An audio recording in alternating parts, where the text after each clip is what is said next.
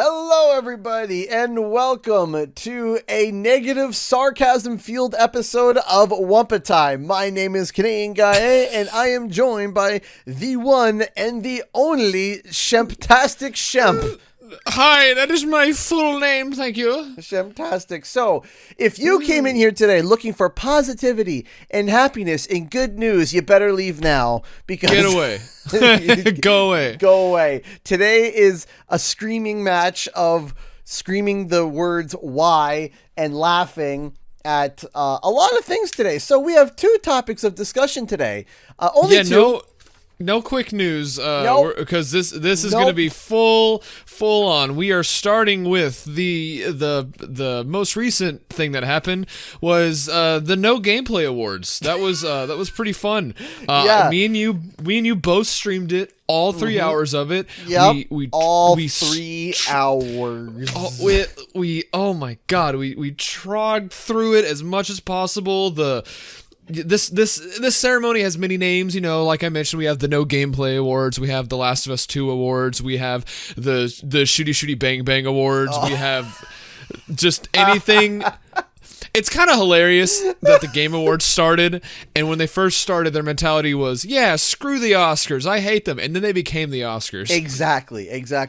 And the other topic that we're going to be talking about today is Cyberpunk 2077. Cyberpunk! Woo, Cyberpunk! So there we got a lot of positivity. Just kidding, there's no positivity today. There's going to be a lot of laughing and a lot of sarcasm and a lot of ranting. So before we dive into our thoughts on the Shooty Shooty Bang Bang Last of Us No Gameplay Awards, let's go over a quick summary of what happened at the Game Awards. And I actually have it on paper, even though the one I have it on digital paper. Yeah. So I totally missed the very first announcement that they did during the pre-show, so that's a great start. Then they announced a game that looks very similar to Breath of the Wild. It's called, I don't know how to pronounce it. Tchia? Chaya? Tchia. Tchia. It's an indie game. It's weird that you're getting like I was getting more of a hat, like a what is it? A Hat in Time vibes. No. There was that too. It looks interesting. Like, that's the thing though. It's like it had aspects definitely of Breath of the Wild, but I do see Hat in Time. But also, I saw a little bit of Subnautica in there with the underwater stuff. I saw Subnautica, I saw Zelda, I saw Moana, I saw A Hat in Time. There was a lot of stuff going in here. Big time Moana vibes. And you know what? I'm interested in that. And you're gonna be hearing this a lot. The Last of Us Part 2 wins Best Action Adventure Award. Yep. Sea of Solitude gets a Nintendo Switch port, but it is the director's cut. So think of it like a new Super Lucky's Tale, I guess, would be the best way to put it. The way they put it is that this is not a remake, but it's a different game. They said they made from the ground up because the original game was not received very well. It scored around low 60s to low 60s to low 70s depending on the console. So I assume that like this director's cut is like, oh, this is like the better game and there's more story, and they said they rewrote the script and everything. That's I'm interesting. always down for that stuff. I'm down for that. And now I love this just for the name of it.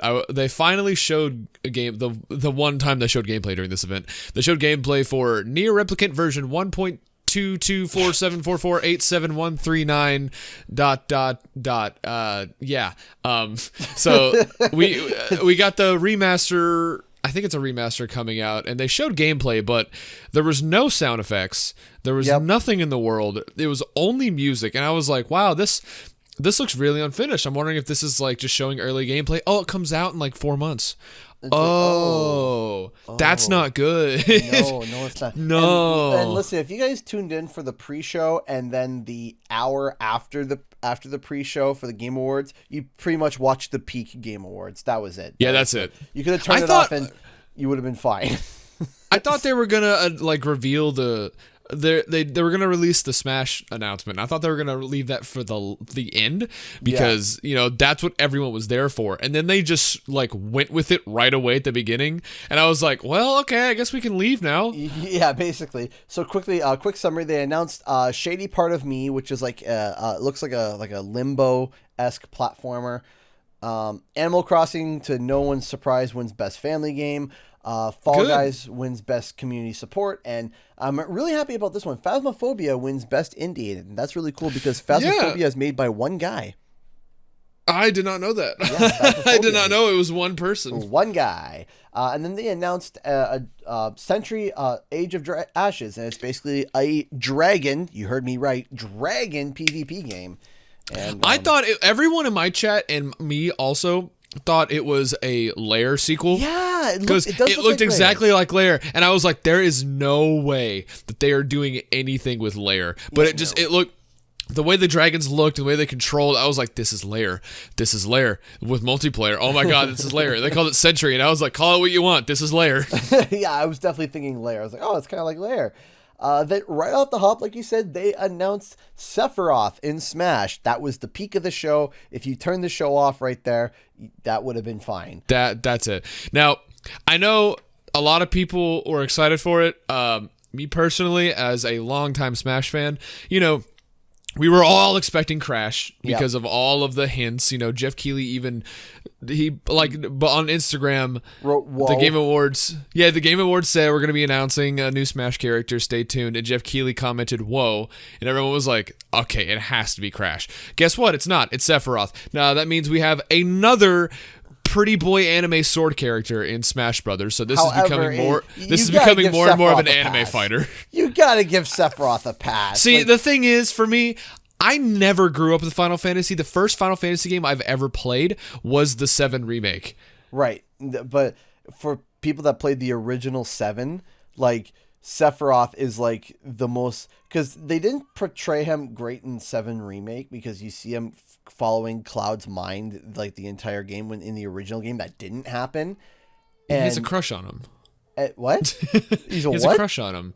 He has a crush on him. Yeah, that's how that works. He's cute. And then Sephiroth just turns out to be this crazy psychopath. And it's just, I give Sephiroth a pass. There was 2 people I was going to say Sora. Sora would have been a sword fighter I'd give a pass to, but I'd never expected Sephiroth. And now that I saw that it was Sephiroth, you go Sephiroth. You go. I mean, we have 2 Final Fantasy reps. We have 2 or 3 Fire Emblem reps. We have God knows how many Pokemon reps. Dude, Mario reps. So you know what I was thinking the other day about Sony rep. I was sitting there and I was just thinking, Kratos? Crash Kratos. You know who someone that I want to say now, and if I get it right and it comes out in the future, I will laugh so hard. Astrobot. Sweet Tooth. Oh, Astrobot. Oh, yeah. I think Astrobot would fit perfectly in Smash Bros. I like that. I like that idea. Astrobot could be like Sony's just mascot since they've been pushing him. So I think that would be a smart move because Astrobot comes stock on the PlayStation 5. It's arguably one of the best PlayStation VR games, and he's cute. He's appealable to kids, adults, whatnot. Well, the thing with the Smash roster is that they're like gaming icons, and I don't think Astrobot has reached the level of anywhere near of iconic. So not yet, at least. Not yet. Yeah, so for an iconic Sony rep, I think since Kratos has been in a bunch of other games, like the fighting games and Fortnite, the most recent one, it makes sense that he could throw his axe at Mario and kill him in another character reveal. Well, I mean, if you can have Sephiroth, who slaughters an entire village and burns it to the ground as a character in Smash, you can have just for fun.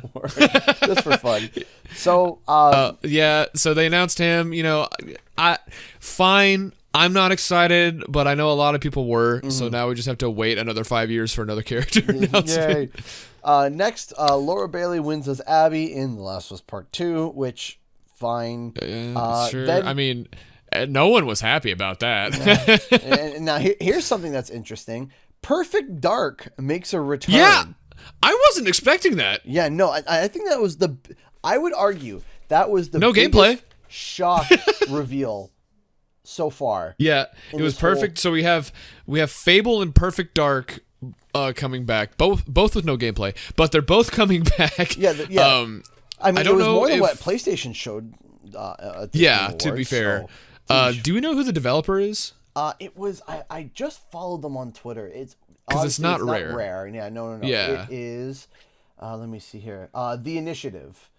I don't know what they've designed before, but yeah, they're called The Initiative. And maybe they're like a studio made up of like former Rare people or something like that. Maybe I'm not sure, but I'm excited to see that come back. Back for Blood or I was Left about to 4 Dead. Yeah, so this is made by the creators of Left 4 Dead, which is Turtle Rock, and they were like, "What if we did Left 4 Dead again?" And they did. And guess what? They're not the only ones, because I think like 5 other games were announced that were just Left 4 Dead clones. Oh my gosh. I am so sick. Like, I wanted next year. Okay, next year, my fiance had a great idea. What if we all just lined up shots and took a shot anytime a shooty bang bang game was Dude, shown off? we'd be dead. We would be dead. Dude, I don't drink, and I would be dead. Okay. I don't either. Okay, we could take half shot glasses. I'd take a shot of Dr. Pepper, and I'd be on. I would have a sugar coma by the end of the night, and I would need to be trolleyed off to the hospital. I'm okay with that.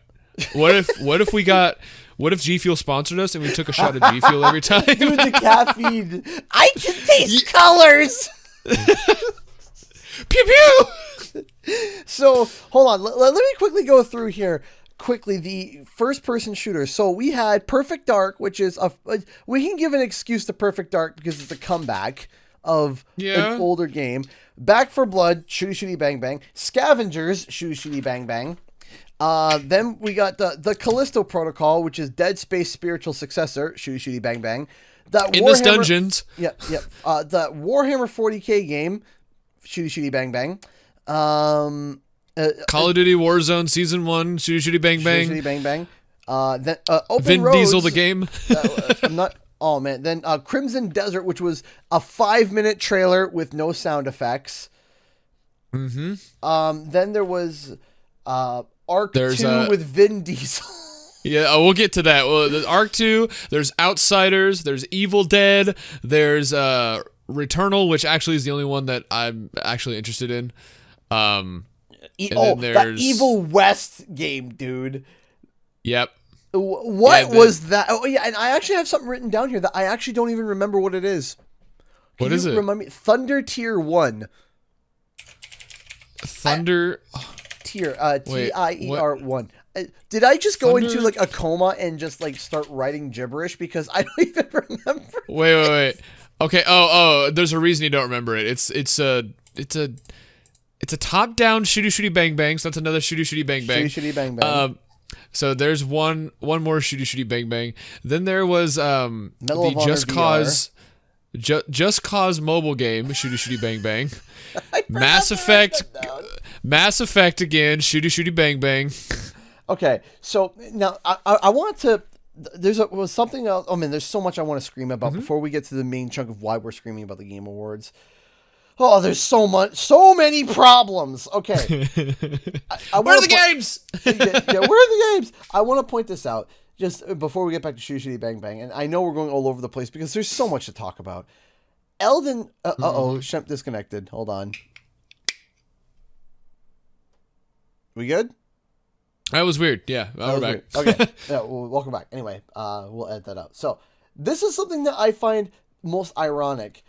The game that wins most anticipated game award is Elden Ring. Wins most anticipated, and it still hasn't shown. And they just they just mention it. Like the game was announced last year or the year before, and like not a word. And they were like, "Yeah, that one." Remember that one? We do. Game? I remember that game. They probably gave that game the award so that people could be reminded that it's still a thing that exists and not a fever dream. Yeah, most anticipated game, and most people are like, "What's that?" Yeah, Elden what? Yeah, there are a lot of people that were like, "Elden what now?" And I'm like, people are forgetting about it. Oops. Oopsies. Also, I want to quickly swing back to Back for Blood. So, did you see the gameplay and how, they're like, oh yeah, this is pre-alpha. It was like, okay. And we were watching it, and dude, it looked jank. Like, it was so janky. And then I was like, okay, well, it's pre-alpha. Pre-alpha is fine. And they're like, yeah, the game's coming out in June. I'm like, what? Yeah, pre-alpha, bro. We go through beta in like a week. That's how that works, right? We've made games before. I mean, they have the basis. It's Left 4 Dead. Like, what do you need to beta test? What did you see the enemies just warping in? They're just like clip in from the abyss, like that giant dude just clips in. I'm like, wait, what? Okay, sure. I can't wait to turn off the voice because they just won't shut up. I love whenever. Do you remember I got my sweater dirty, my favorite sweater? I'm like, why are you taking your favorite sweater out to a zombie murdering spree? And why does it matter when you're in an apocalypse? Like, who cares, dude? Like, haha, funny. Lol, random XD quirky. Yeah. Here, I'll tell you one of the biggest shocks of the Game Awards, where even the guy himself was shocked. No Man's Sky wins Best Ongoing Game. Yeah, I wasn't expecting that as much as he wasn't. He was just like, oh. Yeah, he was taking a sip, like he was taking a sip of a drink, like, yeah, here we go. Yeah, he was taking a drink and he was like, oops. Oops. All right. So I think my favorite. I'd like to mention my favorite highlight of the Game Awards is when The Last of Us 2 won Best Accessibility Award, and they cut to the guy with his wife locked outside the window. Why? No, I assumed COVID, but he was like, "Yeah, this is my neighbor. She came to say hi." And she's just like outside, like, "Hi, it's cold. Can I please come in?" And he was like, "To celebrate us winning Accessibility Award, I've taken accessibility away from my wife to come inside." I was just like, what happened there? I was so confused. Here's the thing. Here's the funny thing about the Game Awards. So much happened, and yet nothing happened. Yeah, not like it was just one after the other, and it was like, I am not retaining any of this information. Yeah, no. It felt like I was sitting through a bad lecture. Something that I was incredibly hyped for and then was kind of disappointed was the Dragon Age 4 trailer. Yeah, no gameplay trailer. No gameplay. They're like, noticing a common theme? Well, they're like, yeah, tune in for the first reveal trailer of Dragon Age 4. And I was like, here we go. And I'm watching it and I'm hearing Varric talk. I'm like, I love Varric. Oh, I love this. And they revealed nothing new. There was no release date. There was no gameplay. Nope. And then, of course, Jeff Keighley, every time, especially for this one, he was like, all right, Dragon Age, can't wait to play it anyways. Yeah. There was almost no gameplay. There was almost no gameplay at all. Everything was a CGI fest of announcements with very little gameplay. And then, I think the worst, then the times that we did get gameplay, it was awful. Like Crimson Desert. It was like a 7-minute trailer that was janky as anything. Now, granted to them, they're saying it's coming out winter 2021, so they still got a year out, which is great.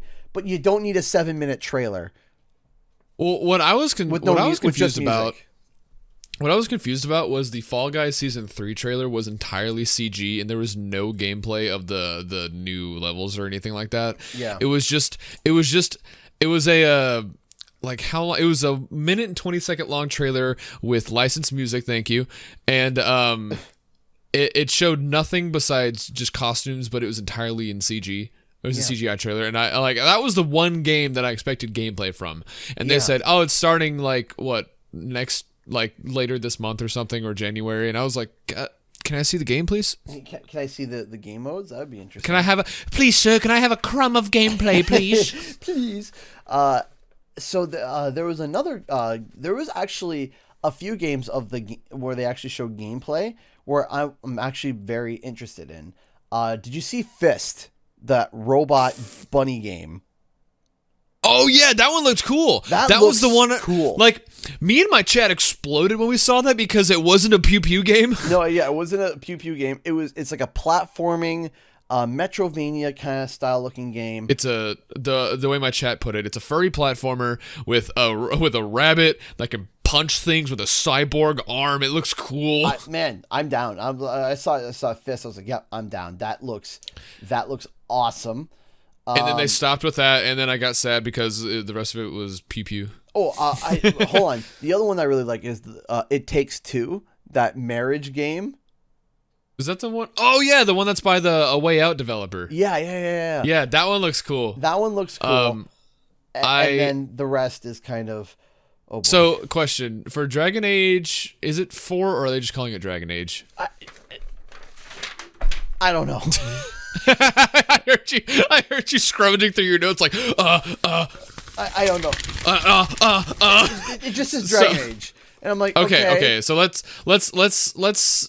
pretend it's either a reboot or they're doing the Modern Warfare thing where they just call the new game the first game. Please So don't do it. who's developing it? BioWare? Yes. Okay, so they're also doing Mass Effect, right?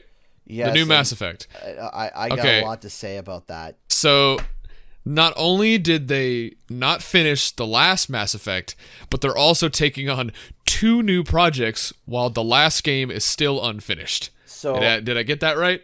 So there is a small caveat there. The last Mass Effect game was developed by BioWare Montreal. Icky. Ew. Yeah. So it was. So what was BioWare doing? They were working on wasn't it? They were working on something else. What was the one? Was it not that Iron Man game that everyone was kind of hyped for and then it fell off? The Marvel, like the PlayStation one? No. It's not like an actual Iron Man game, but it's like you're in suits that look like Iron Man. It was like Destiny. Oh, Anthem. Yeah, that's also unfinished. Yeah, Anthem. So I know BioWare has they have studios everywhere. Yeah. So here in Texas, there's actually BioWare Austin, which is Austin, Texas. And I'm wondering what it says that they work on Dragon Age, Mass Effect, and Anthem. So I don't know how much they contribute to the new Dragon Age and Mass Effect, or if they do anything, or if they're just there. Yeah, I'm not sure. They might be like a support studio. It might be. I'm not sure because there are so many studios now. It's kind of like Activision, where Activision has all these studios, and they all just kind of work behind this. A lot of them work behind the scenes, like Raven, Sledgehammer. Oh, but some of them lead, some of them go and be support. So BioWare might have a similar setup, but I don't know what BioWare Austin, Texas would be doing. I think that they stopped the entire Andromeda scene. I think they stopped it. They just they stopped all that, and then they worked on Anthem, and it was like they pulled a Watch Dogs where it was like, this is what the game's gonna look like, and then it didn't. Yeah. It's a game that people wanted to like, but it was just kind of eh. Oh yeah, and don't forget more shooty bang bang. You remember the cowboy zombies, Evil West? Evil. Oh, I thought you kept saying Evil West. Like I thought you meant the Evil Dead game, and I was no. there were two of those. Yeah. Evil West. Evil West. I remember that. Scarlet Nexus, the Xbox weird. Okay, that game. one. I'm in. Okay, I'm in for that. There's only a few games I'm interested in. Scarlet Nexus that I'm interested in. And okay, can we forgot to talk about this because it was just dropped out of us, dropped on us out of nowhere. Can we just talk about the Ghost and Goblins remake? See, I never played Ghost and Goblins. I didn't either.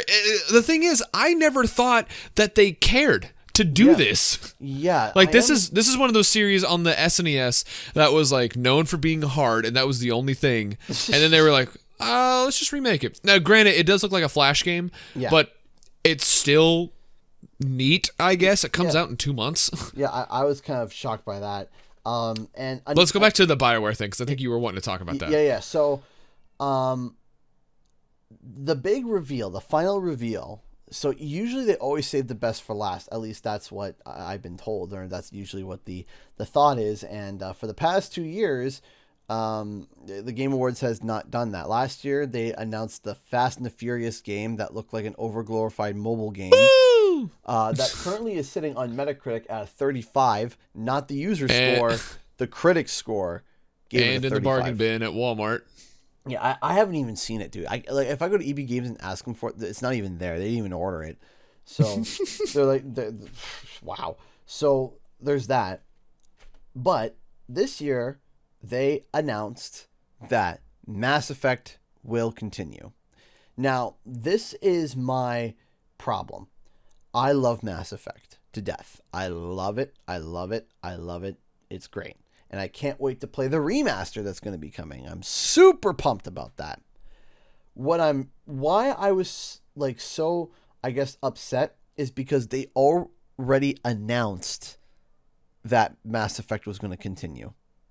Yeah, so they just did it again, but with a pretty visual and no gameplay. Yeah, exactly. Like, Mass Effect will continue. We got no name. We got no date.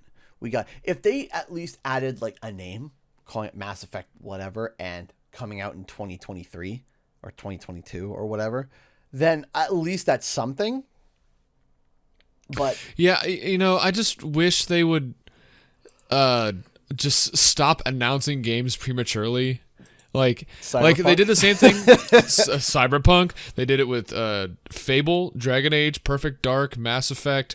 What was there was another example, I forgot. But Metroid Prime 4.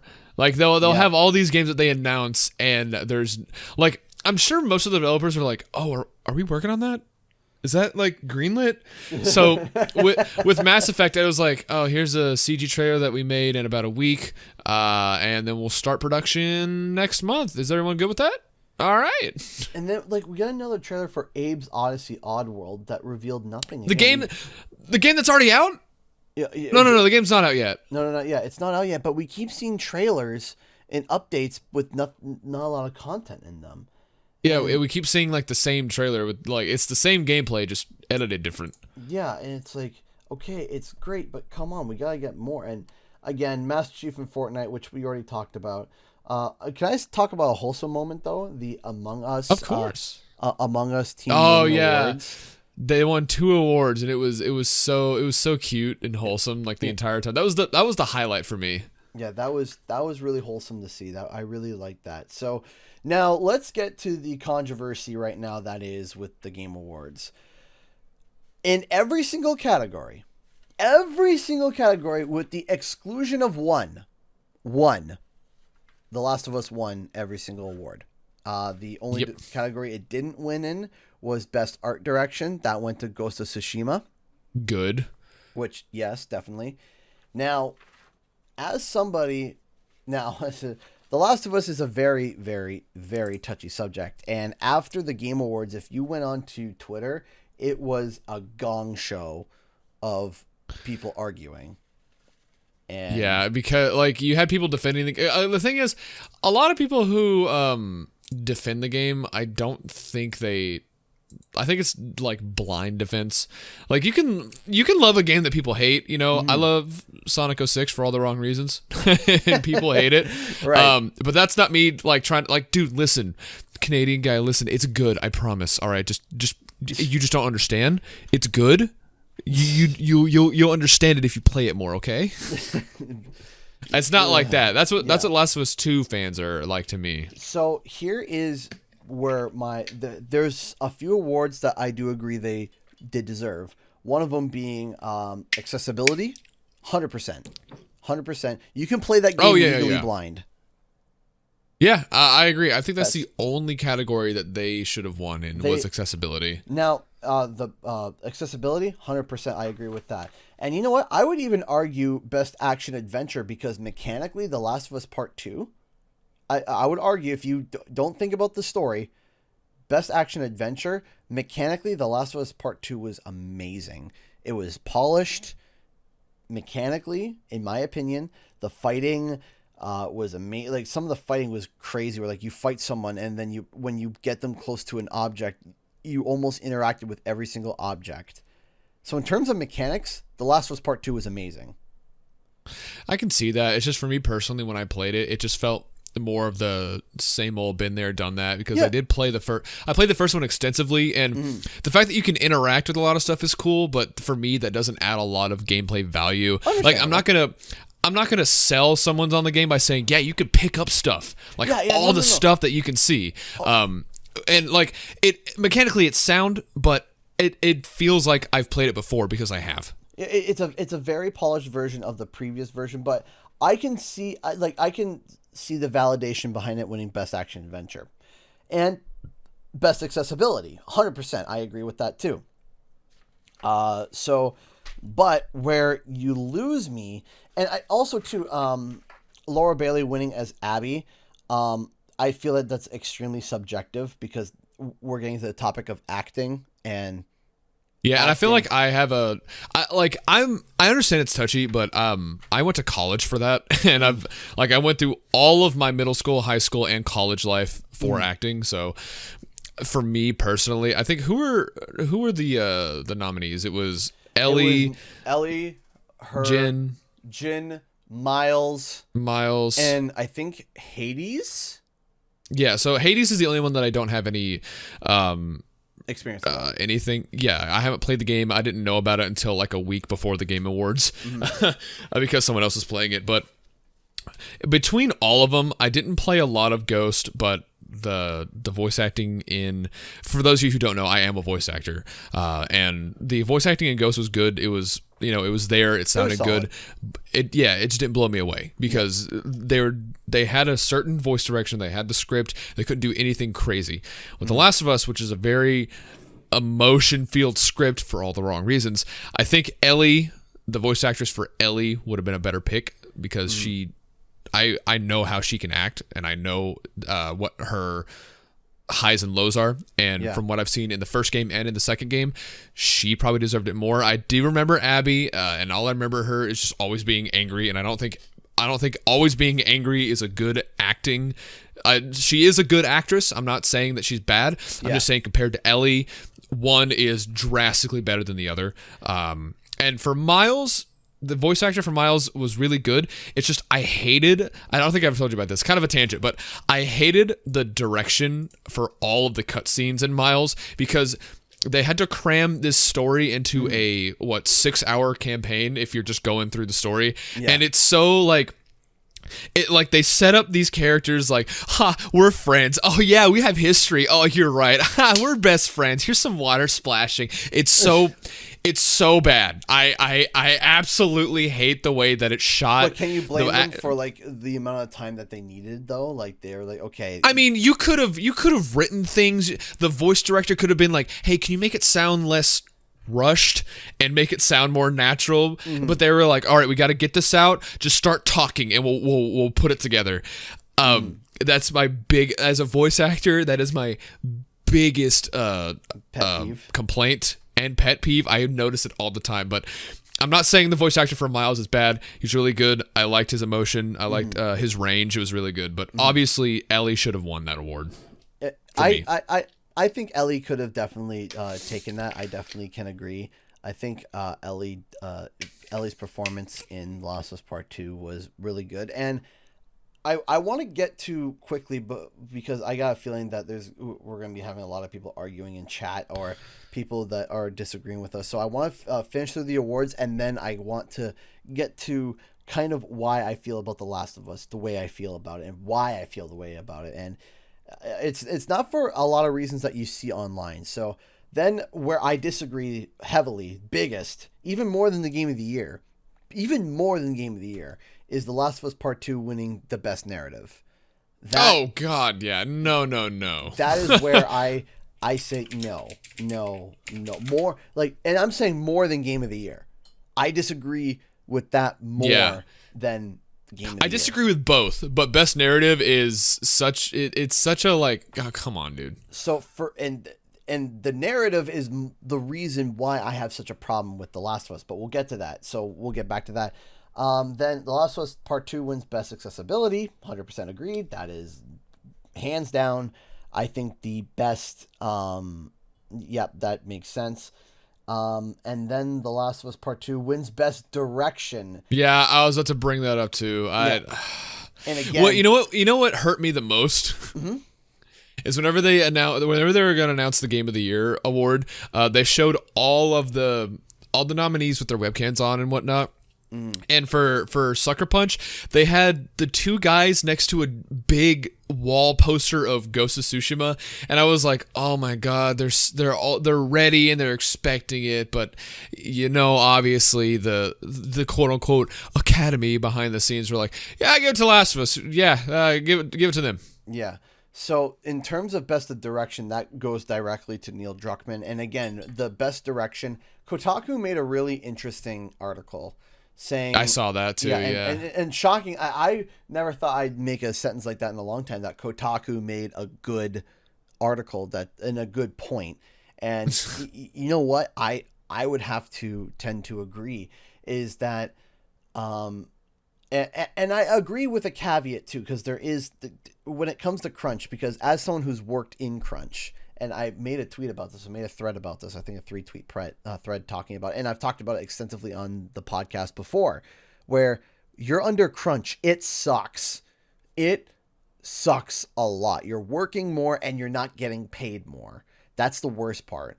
It's because, there are people that are like, okay, yeah, I worked an extra 12 hours this week, but I'm making extra money. So that feels great.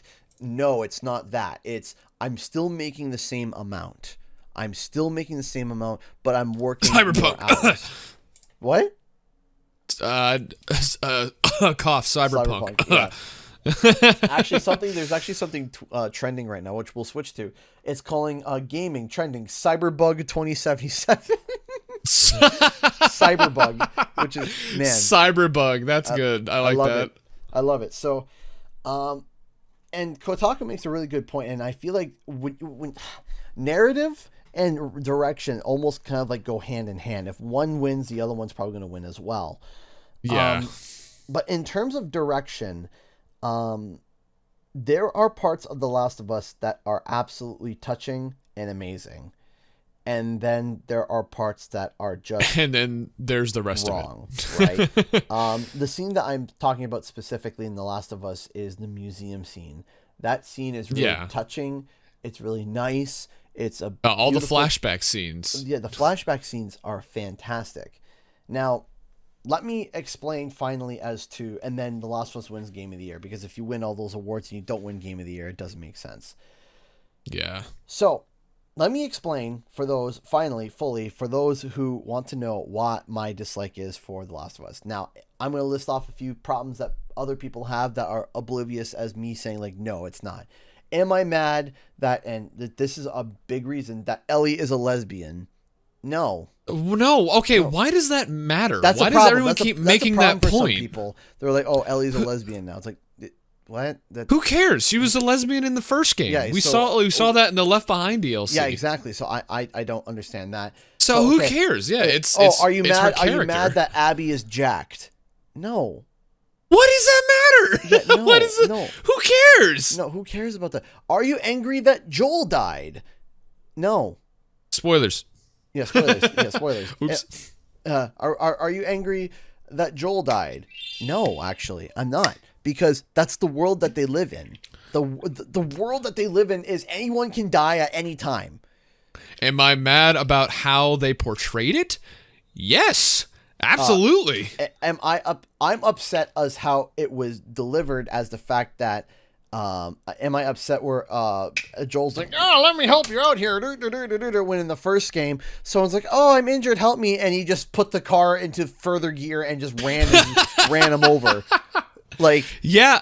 See, if anyone saw my Last of Us 2 video, I make that exact point where they're like, "Hey, come over to my camp." "Hang on, Ellie, we can't trust this guy." Last of Us 2, he's like, "Hey, come to my camp," and he's like, "All right, new best friend, let's go." Yeah, no, exactly, and that is a problem. But I can even forgive that. I can forgive that.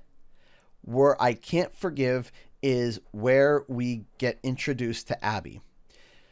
Here's the thing. Is that the swan dangle fingle dangle that they tried to pull in The Last of Us Part 2 is that Joel and Ellie are the bad guys. That's kind of there are no good guys and no bad guys, but Abby was wronged by Joel. Right? Because Joel shot her dad, which was a surgeon to operate on surgeon working on Ellie, who was about to kill Ellie. So it's like, you kill my dad. Well, he almost killed her. So like, I think they cancel each other out. Yeah, but you see, like, the thing is that it's a moral gray area, and that's what's great about The Last of Us. The Last of Us everything is morally gray, right? It's not like a one side is good, the other side is bad. It's like, okay, both sides are kind of bad. Yeah, like look at Joel, right? Look at Joel. and his what he did in the first game. Was that the right decision? And that's a debate. People debate and argue about that. And it's morally gray. And you know what? That's what I love about The Last of Us is that if they left it like that, that would have been perfect. So, but here is where my problem lies, is that the game wants you to root for Abby. The game wants you to root for Abby because she was wronged by Joel. And they do it in the worst way possible by making you hate her. Yeah, that's the thing. You can't make me root for a character that you're also writing as an awful character. Right. It's like if there was this is a bad example, but if there was like a documentary for Hitler and it showed you all the bad things he did and it was like, yeah, he was pretty awesome, right? And you're like, what? No. Yeah, well, what are you talking about? No, exactly. It's when you show everyone's negative aspects first, right? And you're like, yeah, they're the good guys. And you're like, are you sure about that? Yeah, exactly. Now, here, if I were to do The Last of Us, here's how I would have done it. The thing is that we have so many hours banked in with Joel and Ellie because we had an entire game dedicated to Joel and Ellie, right? And we saw their development. We saw Joel's daughter be killed by the government. We saw Ellie lose her friend that they met in Left Behind. We saw these developments of these characters and we've seen them grow and build. And then Abby's story is literally just express mailed. It's like, okay, we got to get through everything. We got to catch up. We got to make sure that everybody knows everything that's happened to Abby up to this point in a shorter period of time, in half a game. Yeah, and the thing is, that's the thing that bugs me the most is that it won Best Narrative because your narrative can't be the best because like the narrative for Last of Us 2 is revenge is bad but do it anyways. Revenge is bad but have revenge because they wronged you. That's the whole thing. The whole story is a revenge story and that's fine if it's written good and it's not. It's a revenge tale that what happens is revenge causes revenge, causes revenge, causes revenge. And the whole point of Ellie almost killing Abby and then stopping it is her breaking the cycle of revenge. She's stopping it. So now she doesn't seek revenge. She doesn't need to seek revenge. And you know what? I like that payoff. I do. I like that payoff if it was done right. If I was behind all of this, I would have said Last of Us 2 has almost nothing to do with Ellie. The Last of Us would have been exclusively Abby. It would have been telling her as a kid. And what we would do is that we wouldn't know why her father died. We wouldn't even know the details of what her father was because her father was like a vet in the old world, if I remember correctly. Mm-hmm. And so we would see her father and then we would hear aspects through the story of her father dying and her being upset about it and her seeking for vengeances. But then the main story being focusing on that cult that they have to deal with and living with that and trying to deal with that. And that would be the main point in the main story. But the game would end when the player discovers that the person that she is seeking to kill and get revenge on is Joel. And that's where part 2 would end. Because now you had an entire game develop Abby as a character. We see her struggles, we see her problems, and we grow to root for her. We grow to like her, all of her flaws and all of her positives. And it's like, okay, this is just a different point of view. This is great. And then the game ends with the oh crap moment because it's like, man, Abby should get revenge. Abby needs this. This is something that she needs. She's finally about to find her killer. Let's kill him. It's Joel. And the player's like, oh, wait a second. No, let's hold on a second. Right? And now, once again, it keeps to that moral gray area, right? Because now you're just like, you don't know how to feel. And so when that scene at the end of Ellie and Abby just going at it and almost killing each other, it should be making you feel like stop it, please, just stop. No matter what, you want both parties to stop because you like both of them, but they're on two sides of a coin, and again, hitting morally gray.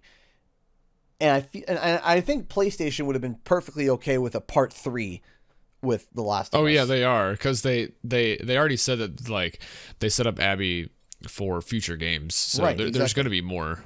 But because Abby's story was so fast tracked so I would have done part 1 Ellie and Joel, which was what it was, part 2 Abby, part 3 Ellie and Abby, where you bounce in between. And the thing is that now you can fill in more important story scenes and not have these jam-filled, quick-tracked flashbacks, because all of those flashbacks would have been fleshed out nicely in the second game.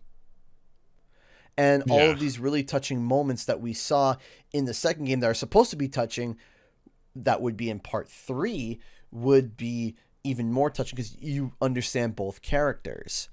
And that would, to me, and that's my biggest problem with The Last of Us, is that I can see that problem, and because of that, it falls in the narrative aspect. And I know I kind of just went on a big tangent on there, but that is my biggest problem with The Last of Us, is that the narrative was chunky. It didn't work for me. It was a 3-game setup that was jammed into a 2-game.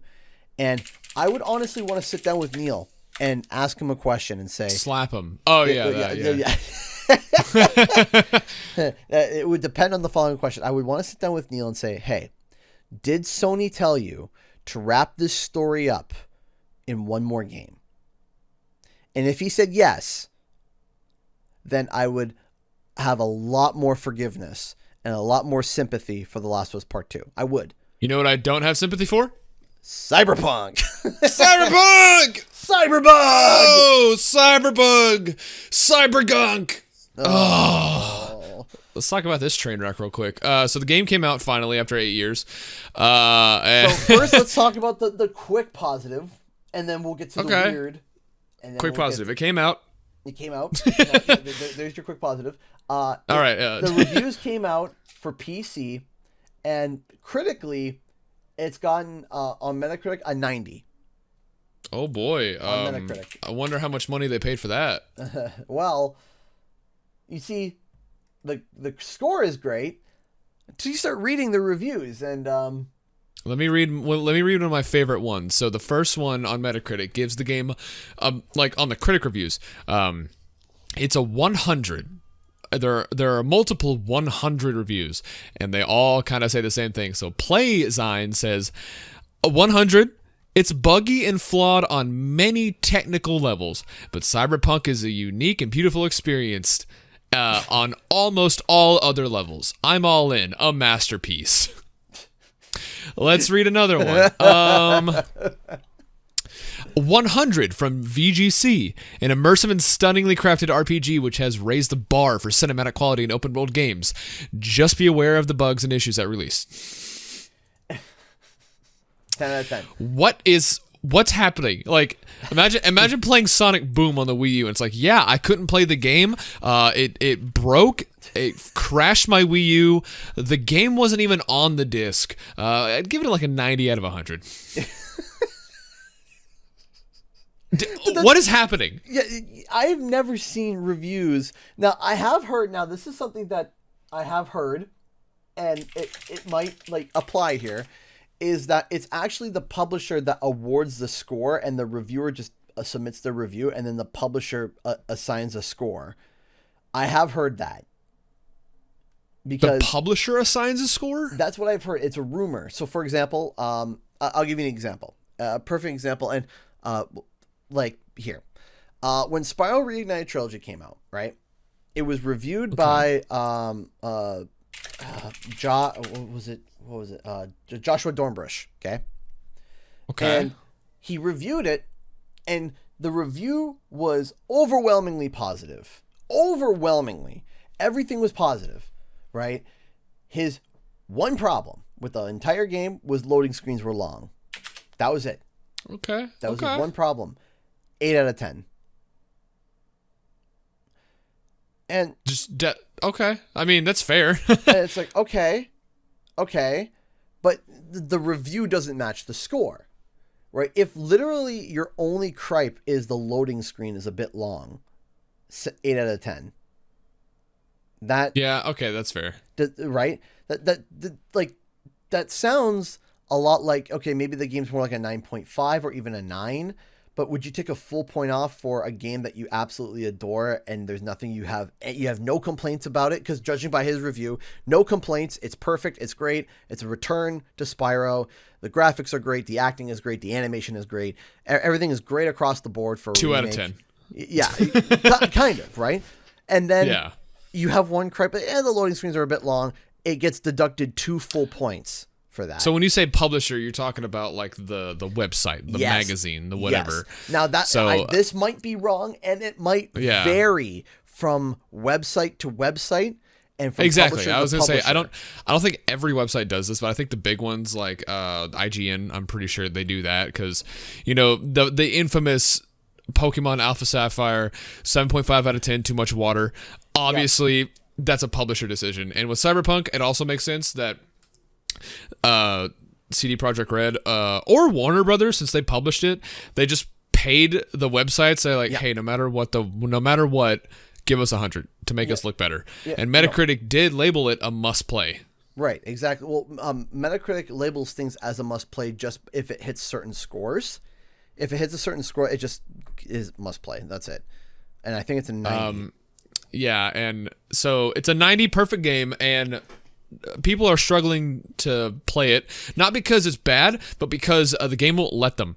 So I'd like to talk about my favorite thing that I've heard so far when people got it. Can I say one more thing before you get to your favorite thing? Just one quick thing. Of course. All the reviews that have been coming in have been exclusively for PC. Yep. The most powerful gaming, on the market. Reviews haven't. There's only been a handful of reviews come in for the other consoles, and it's been a disaster. Now you can continue. Yeah. So my favorite thing is pre-launch when people got the game early to like do reviews and stuff. CD Projekt Red pulled a Sony, and they had the same criteria that they did for The Last of Us 2, where you could not record your own footage. You had to use the footage that they provided you if you wanted to post a review before the launch date. Correct. Which means the game's bad.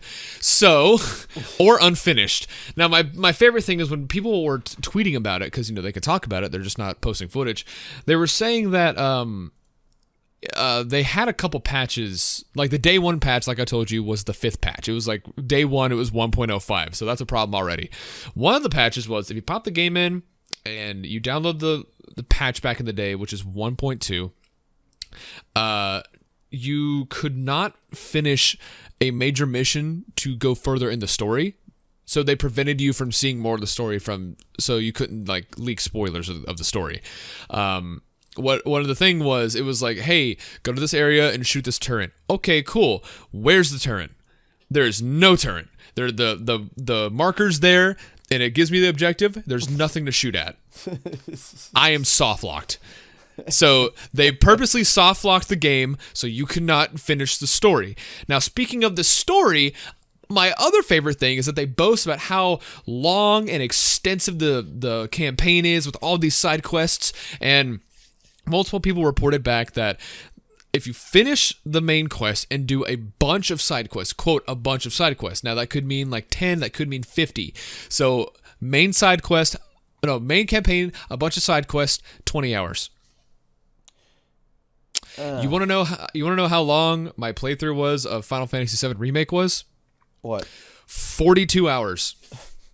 So you're telling me that this open world cyberpunk game with extensive dialogue trees, allegedly, with a bunch of side quests, is only 20 hours long.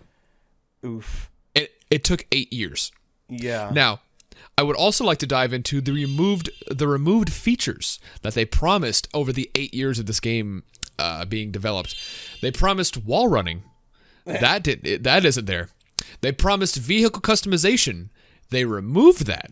Mm-hmm. They promised a dog. They even showed the dog off in a couple of trailers. They took that out. They promised the subway, which I think was like a quick travel thing. Yeah, that's gone. They promised third-person cutscenes because they have an extensive character creator. So, you know, it would make sense that you'd want to see your character. You can't. No third-person cutscenes. Apartment customization, where you could buy other apartments and deck it out and customize it and get a big mirror so you could see your character. Can't do that. They promised the Flathead Bot, which is something that would show up during in-game missions or something. It's like a companion. That's not there. Man, it sounds like a bad relationship.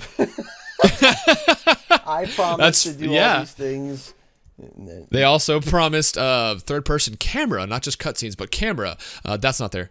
And so what you have is this. The thing I don't get is that there's this massive character customizer. You could do all these things. You could change your Ghibli bits to whatever you want. You could change your face, your hair. You can make Peter Griffin if you wanted to, but you can't see him. So it's like playing Dark Souls. You can have this extensive character customizer, but you're just putting a helmet on him. So 9 times out of 10, people hit random until they get the most disgusting thing, and then they put a helmet on him. I mean, it makes sense. It's like so. Why is that a selling point? You're not going to see it. Who cares? It's like promoting like this beautiful colored kitchen to a blind person. Like you're just insulting them at that point. All of this cut content and all of these things that they're doing and the character customizer, and it's true, like why and allegedly too, and this is one that I read, and I can't believe I'm like the words are about to fall out of my mouth. I'm like, is this family friendly? I don't know.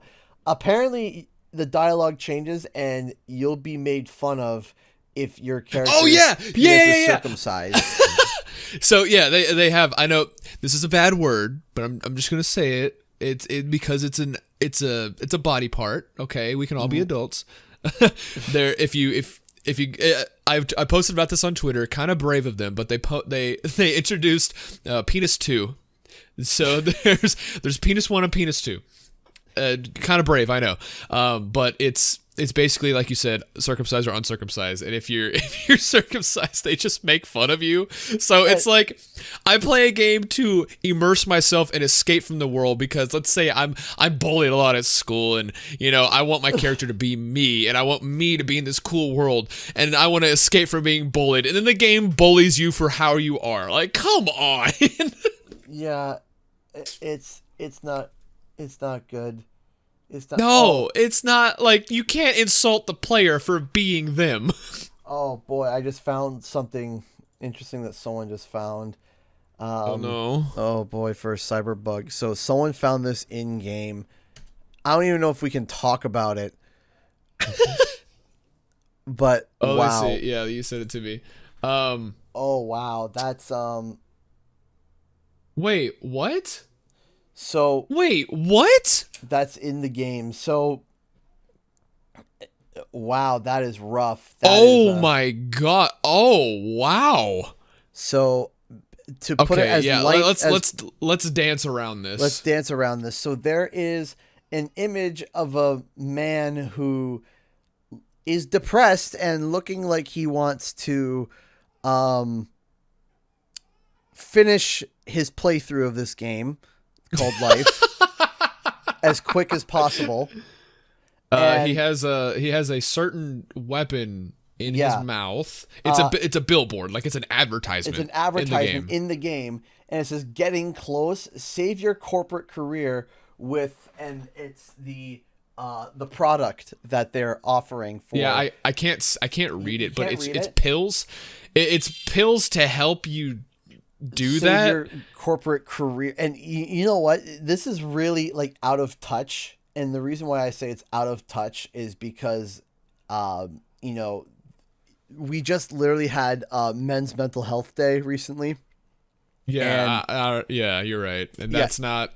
This I ain't about that. This is not. This ain't it, Chief. And I mean, imagine.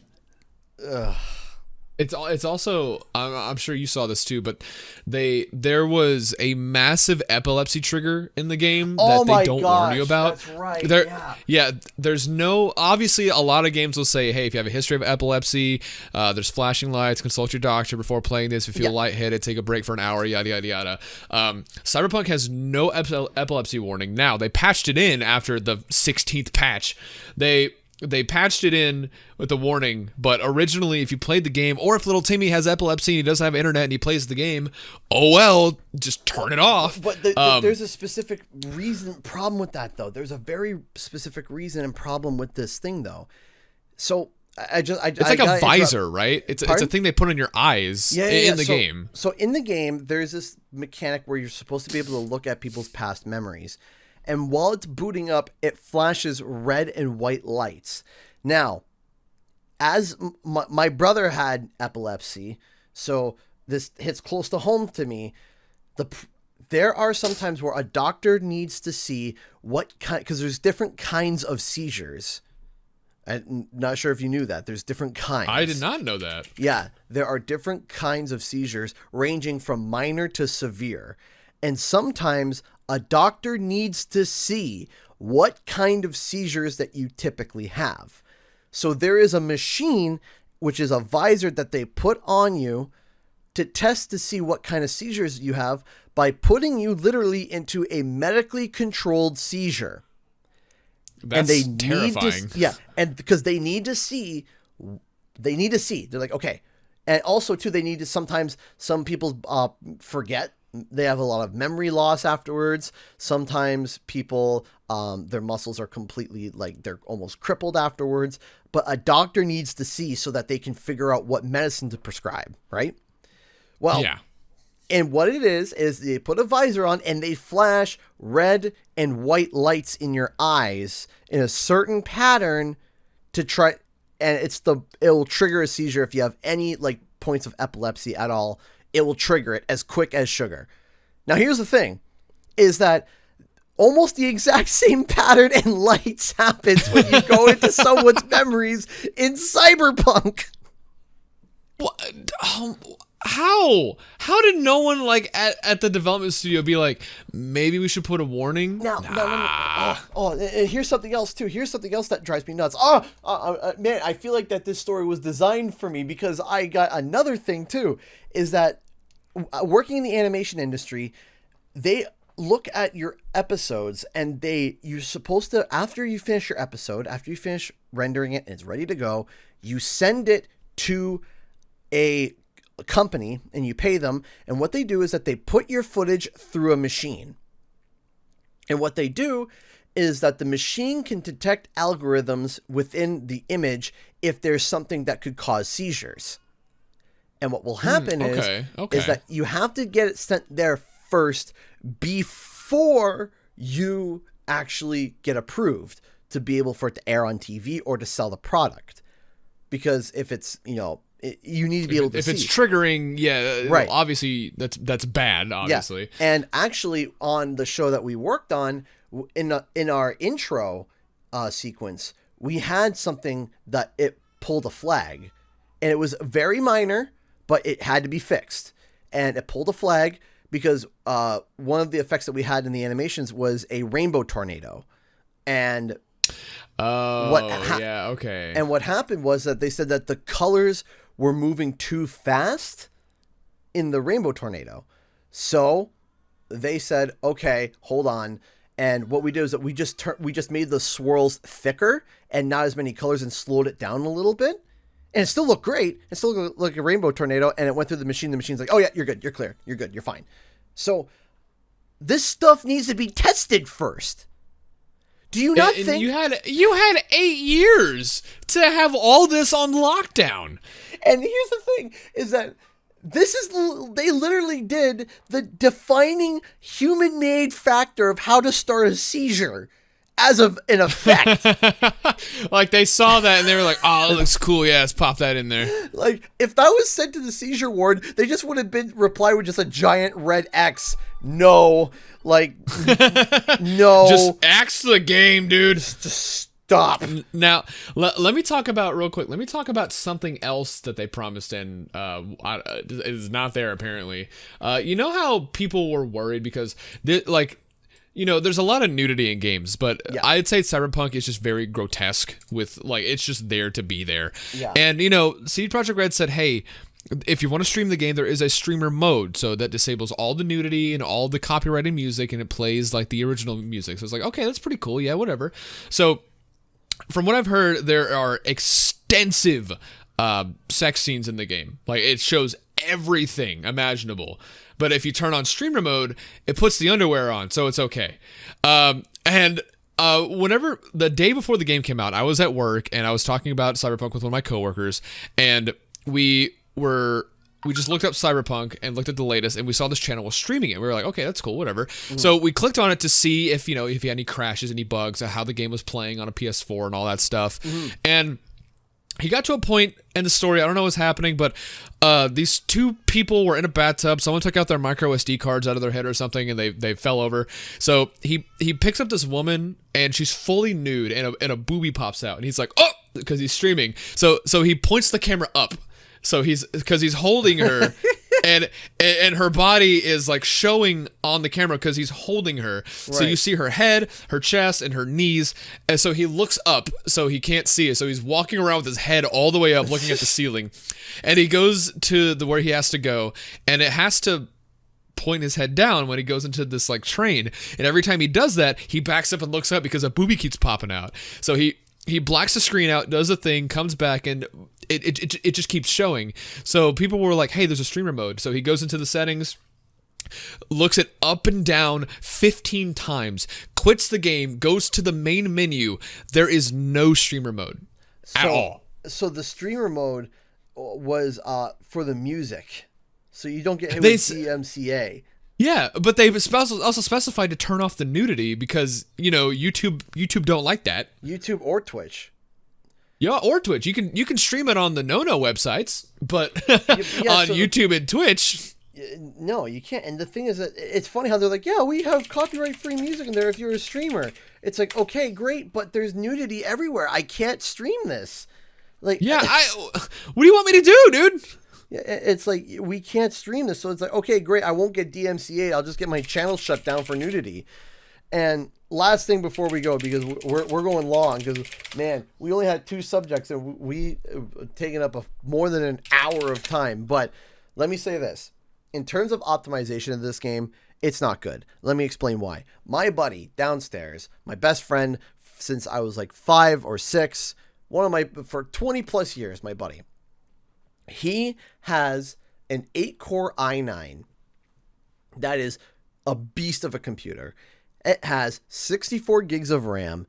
And then on top of that, he has the NVIDIA GTX 3090, which arguably is like the biggest card on the market right now. Like, it's a chunk of a beast. It's monstrous. It's stupid. Okay. And he's playing Cyberpunk at 4K with high, not ultra, high settings, and he gets frame dips from all the way down to 50 frames. Nice. Awesome. Like, what an optimization. So what more could he do? Like, what more could he do? He has like a ridiculous amount of power already. And they said, what they said the minimum requirements is, according to him, that Cyberpunk has for PC. Minimum recommended requirements for Cyberpunk is a 1080 Ti. Good Lord. Minimum. Minimum. A 1080 that's not a small card. That's the card that I'm running. Is a 1080 Ti. So your monster of a PC, it's just barely passing the threshold. Yes. Great. Yeah. Awesome. 10 out of 10. This is 10 out of 10. I can't. This Cyberpunk Game Awards. I can't. I just my brain wants to die. So with that, we are going to wrap up this episode of Wumpa Time. If you enjoyed it, make sure to leave a little comment on SoundCloud or anywhere else that you can give any feedback. We love hearing your guys' feedback. Of course. We love being a part of your weekly schedules and being a part of, I'm sure if you're driving in the car or at work, we're very happy to be a part of that and to entertain you with our screaming of video games because, what you hear now is literally what Shemp and I do on our personal time when we're talking. We just record it. That's the difference. We just record it and acknowledge that there are people listening. We thank you so much for listening in. If you want to tune in to Wumpa Time anywhere, you can. If you want to hit us on Spotify, you can. SoundCloud, anywhere where there's podcasts, you can definitely listen to us there. You can follow me over on Twitter at CanadianGuy8 with the extra H. Still trying to find the imposter. And you can go follow Shemp at ShempOfficial. Also, don't forget to go subscribe to Shemp as well. Shemp makes really great content. He makes awesome stuff. Definitely go check out his channel. Different from my channel, but still great content nonetheless. Anything else that I'm missing? I think that's it. Okay. Thank you all so much for listening, and we'll see you guys next week. Bye. Bye.